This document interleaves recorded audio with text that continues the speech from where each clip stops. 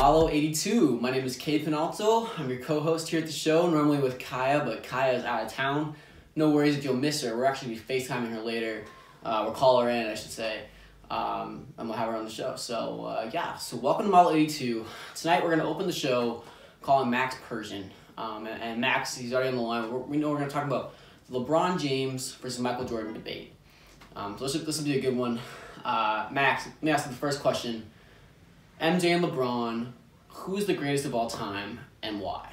I think there's nothing to debate about that. I would have to say MJ.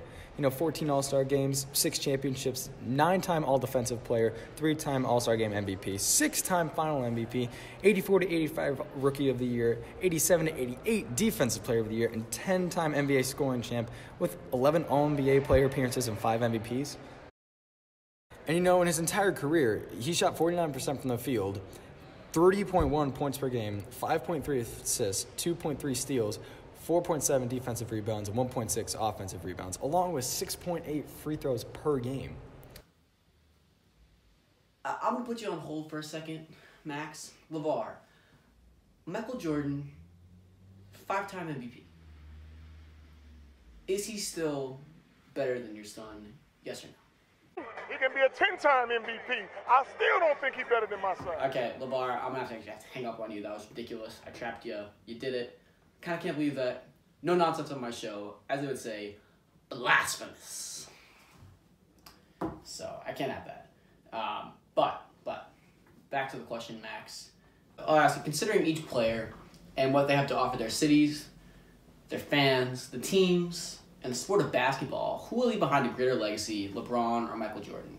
Jesus, Michael Jordan, with no question. The amount of championships. He was a poster boy for the Chicago Bulls and NBA. And just the culture. When you think of basketball and you think of the GOAT, you think of Jordan. Yeah, I'll give you that. I think LeBron has certainly maybe even a bigger impact, but in certain areas only. I agree. I think Michael Jordan is forever the poster boy of basketball, but I think it'll be interesting for our next generation, our kids, who's going to be greater in their minds, Michael Jordan or LeBron? You can look back, Wilt Chamberlain. Is he considered one of the greats of my time? No, because we're so far removed, so I think you have to consider that. But anyways, Max, great to have you on, buddy. Next, we're going to move on to the show. Moving on to talk about Lonzo Ball. You heard it, Lonzo Ball. We had that on the phone earlier. Interesting guy, to say the least. Calling him Anthony Guy. All right, Anthony, question number 1.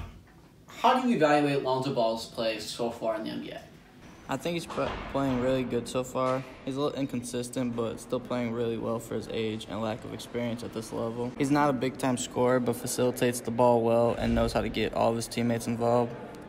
Lonzo Ball's averaging 7.3 points per game, 7.1 assists per game, and 8.7 rebounds per game, which shows he's a very high-level player despite his shooting difficulties so far. He's only shooting 32% from the field and 26% from 3. Once he gets more confident, he will start scoring more and carrying the team more than he already is. I'll agree with you on that. I think there's a lot to be gained, right? He's a rookie. No one's ever been a rookie and come out and just completely dominate. You've had your players, but that's your LeBron James. That's, Michael Jordan didn't even do that. So, I think give it time. I'll agree with you there, but I think the key really is going to be who can he be surrounded by. He's not a one-man show. He can't do it. As you already highlighted, his passing is off the charts. His vision is really amazing, and I think LeVar, being his father, belittles him and makes it a joke. I think everyone's like, oh, he's not shooting threes. He's not putting up those numbers. Well, he's on the Lakers. It's his first year. He's a passer. I like that. He's a true guard. Thanks, Anthony, for being on the line. Appreciate it. We're talking about Derrick Rose real quick. Is it time to call the curtain? Jimmy, we don't have a lot of time, but I want to get you in real quick. Lots going on. Derrick Rose, first number one pick in 2008, all-rookie team. He won the MVP 2010-2011 season. Never quite made it all the way. His injuries have plagued him, right? It's the story of his life. He's torn his meniscus millions of times. ACL, anything on the knees, gone. So he's gotten back, 2016-2017 season, gets hurt again, had problems with the Knicks, and now he's currently dealing with another ankle injury, and he's stepping away from the team, considering retiring. Is it time for him to draw the curtain Why or why not? The problem with Derrick Rose is his landing technique was what kept messing up his knees. There have been videos shown of Derrick Rose before his ACL injury when he was booming on people, absolutely putting people in posters.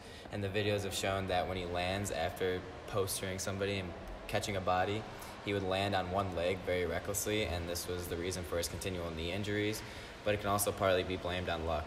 You know, you can't just have an ACL injury entirely because of how you land, but it was just. Jimmy, I'm gonna cut you off there. I never considered the fact that his landing technique had a lot to do with that, and you wonder if someone would just tell him, "Hey, land on your feet correctly," he would do so much better. And I think that's an interesting point. Derrick Rose, if you're watching, it's not over. Just learn how to land,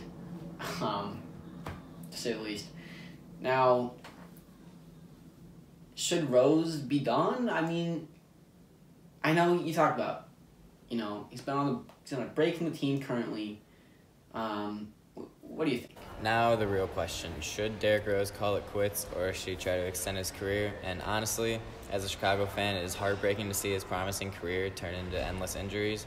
But Rose has been reported to be on a break from the team currently and contemplating whether or not to come back. And he has also been reported to have been dealing with mental problems from all the injuries and setbacks he suffered. And for his sake and for his family's sake, he should retire from the NBA and continue to take care of his body and his mental state. And yeah, that's about it. Jimmy, I don't think I could agree more. I think it's time for him to step away. You hate to see a guy with a good career tank and for it to fall apart. But at the same time, I don't want to see him step away, right? You want to see him get back. It's just not going to happen. I think it's too late. Ship has sailed, Derrick Rose. It's time to hang the curtain. Or hang the jersey, if you will. All right. Close off the show. Kaya.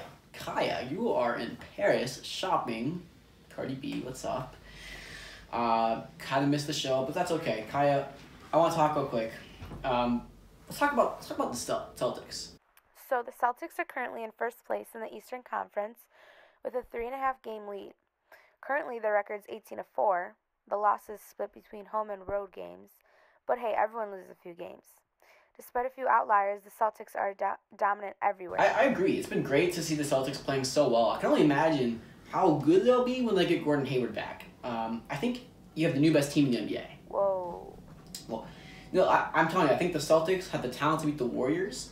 And honestly, I think the Cavs are a weaker team this year. They're on a 9-game hot streak, but Dwayne Wade is old. I think that they're much weaker in the guard position than they have been in years past. Losing Kyrie Irving, huge. Kyrie Irving stepping aside of the Celtics, he's dominating. No question about it.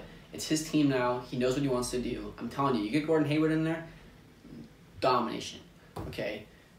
Yes, I know the Cavs are starting to be good again. They started off rough. Do I think they can maintain it? I don't think they're the same team. Will they be good? Yes. Will they be the same team? No, absolutely not. Well, some bold claims you're making there, but I agree. Kyrie is averaging 22.8 points a game, 5.3 assists, and he's shooting 48% from the field and 35% from downtown. It's important to point out that these numbers are all higher than his career averages. Kyrie is definitely playing at his best and does not show signs of slowing down. I think that's a great point. It's Kyrie's team. So last question. Do the Celtics finish in first place in the East? Yes or no? I definitely believe that the Celtics are finishing first place in the East this season. All right. Well, thank you. I want to thank everyone for watching. This has been an episode of Malo 82. It's been good to have you here on a snowy night in Chicago. It's cold. I want to get home. Have a good one.